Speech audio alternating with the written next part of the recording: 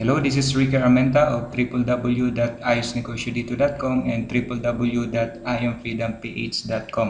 Welcome in this video, and in this video ituturo ko sa inyo kung paano mag-request ng payout or mag-withdraw ng commission sa Ignition Marketing.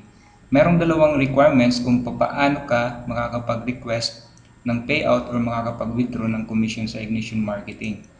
Una, dapat filled up na yung bank account or payout information mo sa My Profile tab. Pangalawa, kailangan your e-wallet must have an outstanding balance. So kailangan may laman yung e-wallet mo bago ka makakapag-request ng payout or makakapag-withdraw ng commission. Punta tayo ngayon sa My Profile tab. Okay? Dito mo makikita sa parting to yung bank account or payout information mo. So, dapat bago ka mag-request ng payout ay filled up na ito. Okay? So, marami tayong options kung saan natin pwede tanggapin yung ating commission or yung ating payout. Okay?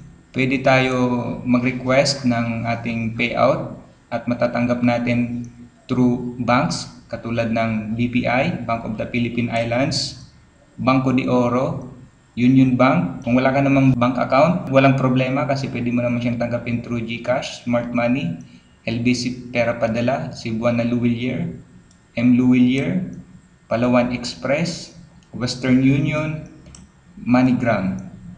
Kung nasa labas ka naman ng bansa, pwede mong tanggapin yung commission mo through Western Union, MoneyGram, or via PayPal. Okay? Kailan naman tayo pwedeng mag-request ng ating payout o kailan tayo pwedeng mag-withdraw ng ating commission. So, ang cut-off day ng ating payout request is every Friday at 11:59 p.m.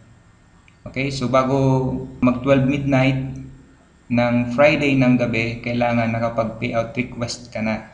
Okay, then ang release naman ng commission natin is every Wednesday. Every Wednesday yung payout natin. So dalawa lang ang tatandaan mo.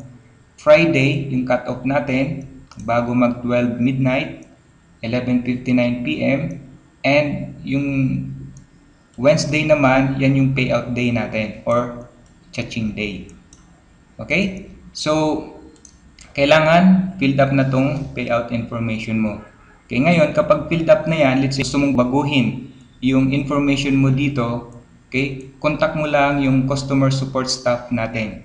Kasi isang beses mo lang siya mai-edit. After that, hindi mo na siya mai-edit. So kailangan mong kontakin yung customer support staff natin para sila ang mag-change nitong bank account or payout informations mo.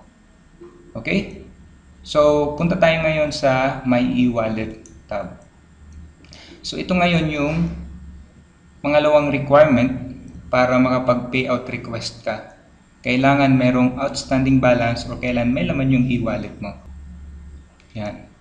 Alright, so kailangan bago ka makapag-withdraw ng yung commission or magkapag-payout request, kailangan merong balance yung e-wallet mo. Alright?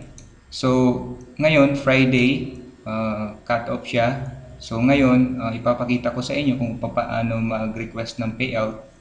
So ngayon dito, meron akong e-wallet balance na 6,701. Okay, so ngayon magpe-payout request ako para sa video na to. Okay, so dito, ang i-request ko lang na payout is 6,700. Okay, 6,700. Okay, kapag magre-request ka ng payout, kailangan wala na siyang yung comma. Okay, tatanggalin natin yung comma. Okay, kasi hindi siya tatanggapin kapag mayroong comma. So, buo mo lang siyang isusulat. So, kung halimbawa 6,700, 6,700 lang. Okay, no special characters. Then, kapag nagawa mo na yan, click in cash. Click mo lang yung OK. Okay. So ngayon, nandito na yung payout request. Okay, for approval pa siya. Okay, so by Wednesday or before Wednesday, matatanggap na natin to and it will be marked as approved. Pag natanggap na or naipadala na yung payout request, it will be marked approved yung commission natin. Alright, so ito yung paraan kung paano makakapag-request ng payout or makakapag-withdraw ng commission sa Ignition Marketing. Wish you all the best and more cha-chings to come. Bye-bye!